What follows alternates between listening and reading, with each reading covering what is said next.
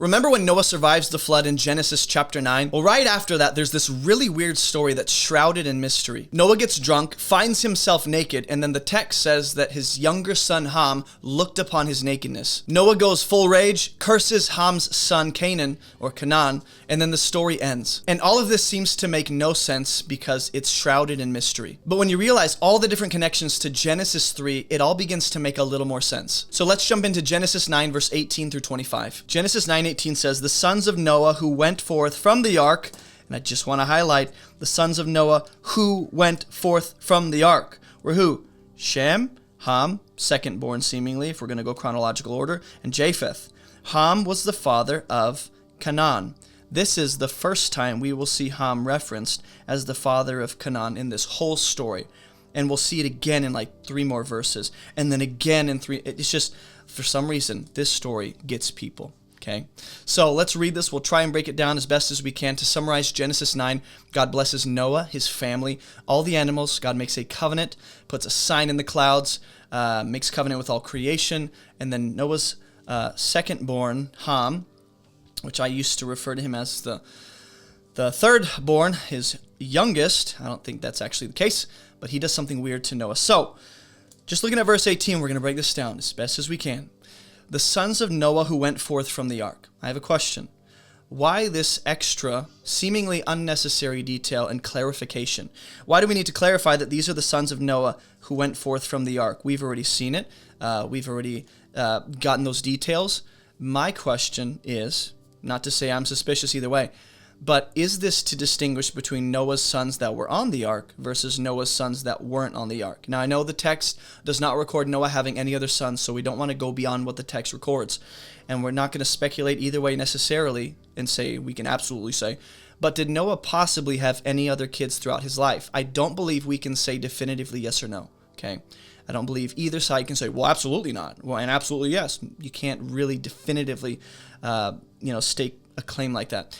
Because he's recorded as having Shem in Genesis 5, I believe, when he's 500, right? So what did he do for 500 years before that? Did he not have a wife that whole time? Was his wife barren that whole time? And it's like a miraculous kind of situation like we see with Rebecca or Elizabeth or Sarah. It just seems unnecessary to me to state that, oh, these are the sons of Noah that came out of the ark. As if, obviously, these are the only sons we have recorded that we've seen thus far. So it's as if, I don't know, are these assumed to be the only sons Noah has, or what's going on? Also, why this random statement about Noah's sons and their names? Because what we have right before this is God establishes the covenant, puts the bow in the clouds, things are good. Then all of a sudden, the author of Genesis is letting us know who the sons of Noah are, what their names are, and specifically who Ham's descendants were, who one of his sons were. So it just seems kind of out of place, kind of unrelated. I think when I read this, it's actually building anticipation in us for something to happen with Noah's sons, and that's exactly what happens. How does this relate to the previous section, all about the covenant God made with the land and all living creatures? What is the connection between God's covenant and Noah's sons being named here specifically and individually? Verse 19, these 3 were the sons of Noah. Now, when I first read this, I thought maybe there's a connection between 3 and they're coming out of the ark, like Jesus 3 days coming out of the tomb. I don't necessarily see that, but just as an example, when you have suspicions like that or thoughts, like just pray it through, look at the rest of Scripture, validate those conclusions, meditate on it a little bit. Maybe there is something there, but either way, these 3 were the sons of Noah, and from these the people of the whole earth were dispersed. So, this statement about the people here being dispersed and the people coming from these 3 sons, right? There's 2 things said about them. People of the earth here are dispersed. Number 1, they come from them. So why this random statement about Noah and his sons before this? And the statement about the people of the whole earth dispersing seems to be a reference or even an eye towards the Tower of Babel. Even though that hasn't happened yet chronologically in the story, I think you can look back in hindsight as a reader, as someone receiving the scroll of Genesis, knowing, yeah, I remember the Tower of Babel happens after this. But my question is, why mention that the peoples of the whole earth came from these sons? That seems obvious, almost unnecessary again. This detail that is not I don't know, useful, but it is. I know it is, but it seems like it's not at first. Why mention this right before the story of Ham violating his father? Somehow, whatever that is. And why mention that the nations are dispersed and come from these three sons right after the covenant God made with Noah and his sons? It just seems like an abrupt transition, in my estimation, when I read this, it seems like an abrupt transition between topics that don't seem very related. Also, we're about to read about Ham's big mistake. Okay, what he does is weird. Are we supposed to understand his failure and his story in light of Noah having only three sons? Are we supposed to, understand and interpret Ham's mistake in light of the nations descending from these three sons? Are we supposed to read Ham's story in light of the covenant God just made, as well as the warning that God made about don't take human life, don't shed human blood? Are we to see Ham's mistake in light of the connection between the command to be fruitful and multiply and fill the earth? And if so, if we answer yes to any of those questions, like, yeah, I think these are related, could Ham's big mistake somehow involve a dimension of each of these things? Mainly, might Ham's big mistake somehow relate to offspring, fruitfulness, violating God's command to not shed blood or diminish people made in his image? I just want you guys to be thinking through this, because sometimes the text is foreshadowing and, building your expectation properly to know what's about to take place. Now we get to the weird story. I'm just going to highlight some details. Hopefully you resonate with what I'm highlighting here. Noah began to be a man of the soil, and he planted a vineyard. Okay? I want you to be thinking Genesis 1, 2, and 3 as we read this. And then I'm going to make the correlations for you, and we'll end. And I think my mind was blown. I hope your mind is as well. He drank of the wine and became drunk and lay uncovered in his tent. Right? I'm just highlighting any details that I'm correlating to Genesis 3 if you know the story of the fall of man. Okay? And Ham, the father of Canaan, saw the nakedness of his father, told his two brothers outside. Then Shem, I just noticed something I didn't see earlier. This is why we read. Then Shem and Japheth took a garment, laid it on their shoulders, walked backwards, and covered the nakedness of their father. Their faces were turned backward, and they did not see their father's nakedness. I think the face is important. When Noah awoke from his wine and knew what his youngest son had done to him, bum, bum, bum, what is that thing he did? He said, cursed be Canaan, a servant of servants he shall be to his brothers. Now, before we get to 26, 27, 28, I want to back it up, and I want to break this down as neatly as I can. Noah is said to be a man of the soil, and he plants a vineyard. This setting seems very reminiscent of the original creation story. Seems very familiar. God makes man of the dust. God plants a garden in the east, places the man in the garden, tells him to work the garden. And so I believe we see another man God has chosen to partner with and work with. We have a kind of new creation, a new world after the flood. We have a new man working the soil. We have a new man being a kind of gardener like Adam. So it's like, hey, he's kind of like a new Adam of sorts in a new kind of world and at the new story being told. We have this man ruling. If you read the rest of this chapter before this, God said, I give to you all the animals. I give them into your hands. So we have this man ruling and having dominion over the animals with the other people who are present, just like God gave Adam and Eve that dominion and rule.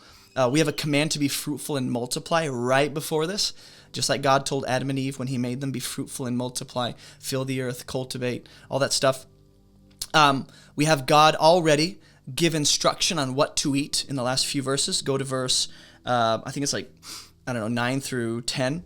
And God gives a command or instruction rather on what to eat and gives permission to eat every living creature except people, of course, and except the blood of animals. So we have something off limits in the midst of incredible access. Like God tells Adam and Eve, look, I've created this whole free world, all the trees you can eat from, just one tree do not.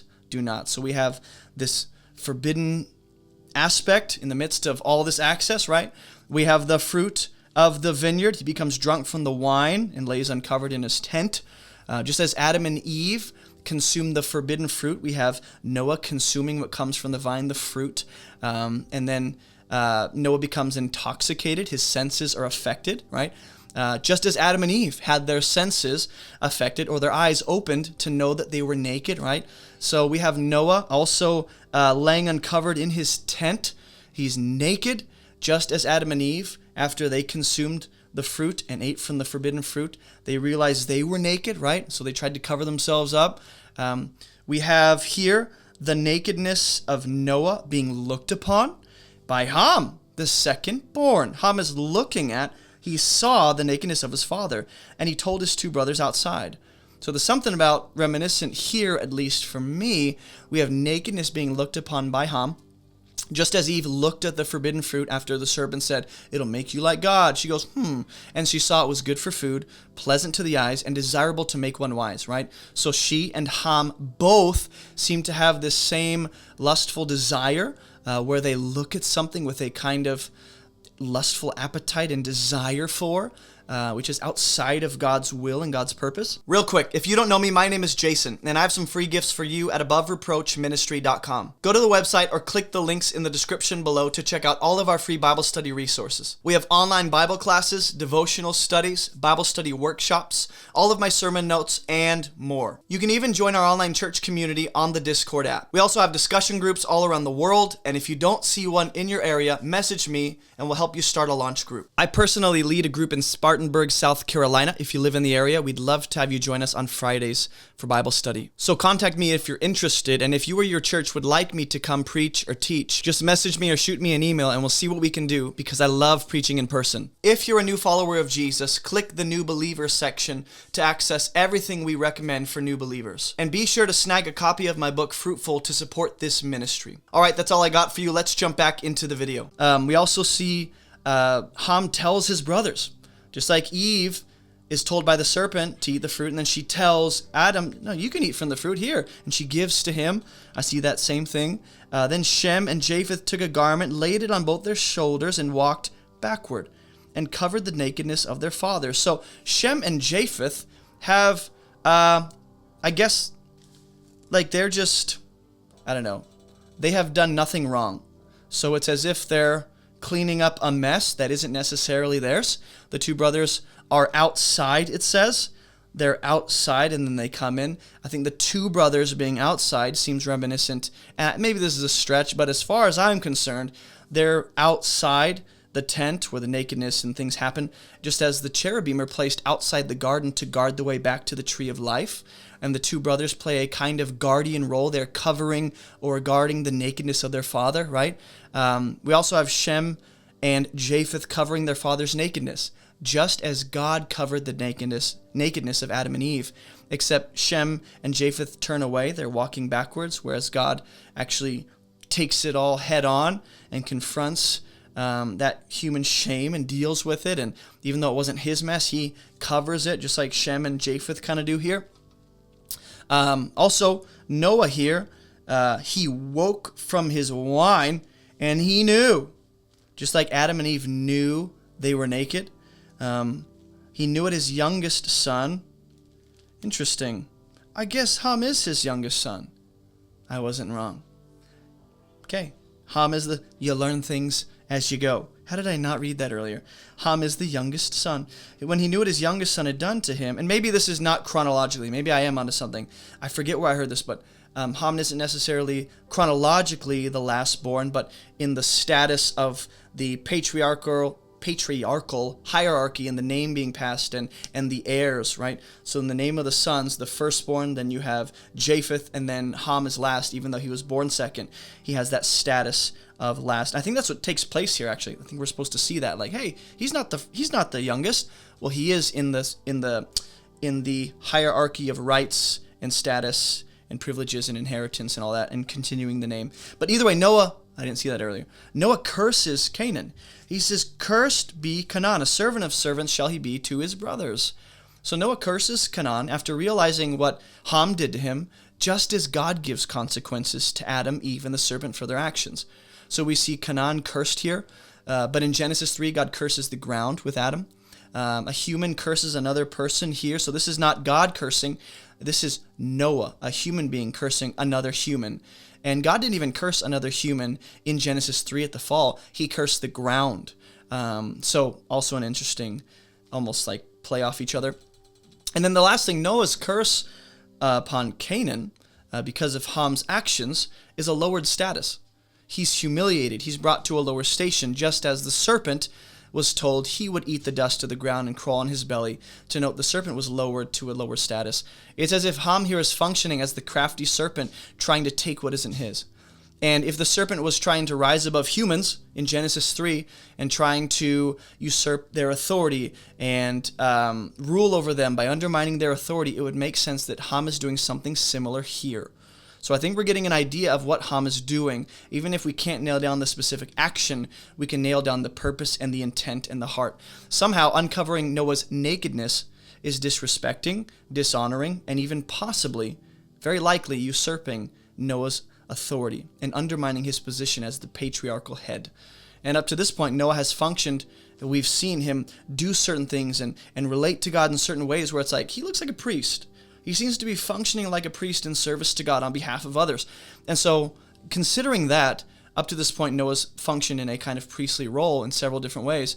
It's as if this is a son going for the priestly authority and status of his father, which I know that sounds like a stretch, but when we go to the story of Nadab and Abihu, Aaron, the high priest, his two sons who are installed into service, they do something very similar. I think these two stories do parallel each other. They do connect. So they're doing something. Their father, Aaron, seems to not be involved in the crime necessarily, but just go read the story. And at least the serpent here has, in Genesis 3, the serpent has a jealous eye for humanity's unique priestly role in the garden. As the rulers over God's world, he seems to have a jealous, hateful, spiteful eye towards them.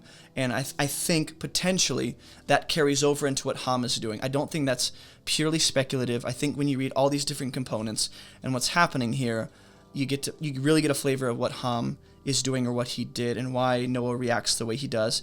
And also consider the offspring is part of the curse. Just like when God brought Eve her consequences and said, well, I forget what he says, but it's about her seed being at enmity with the serpent's seed, or he says that to the serpent. Either way, the seed is part of the consequence. Same thing here. So there's too many components that are so similar to Genesis 3 to ignore that correlation. So that's all we have today. We are going to continue unpacking this. I know we didn't get to the what did he do and what is it likely that Ham is being cursed for. That will be in the next video, though it probably won't, scratch your theological, intellectual itch the way you're hoping. I don't think you'll get the answers you necessarily want, but it'll be good. So we'll continue this story and this conversation in the next Bible study walkthrough when we talk about Ham and what I believe he really did. Real quick, on Tuesday, March 26th, we're going to be having a Logos Bible Study workshop where we're going to learn how to use this software for deeper Bible study. Join us at 6 p.m. Eastern Standard Time if you're interested in learning how to use the tools and the features within Logos to take your Bible study to another level. We're going to do a Bible study walkthrough and show you how to take advantage of this amazing software. Sign up for this free workshop by clicking the link in the video description below. And if it's not there yet, keep checking back until you see it. Thanks for watching this video. Be sure to share your thoughts in the comments below, and I'll see you on Tuesday, March 26th.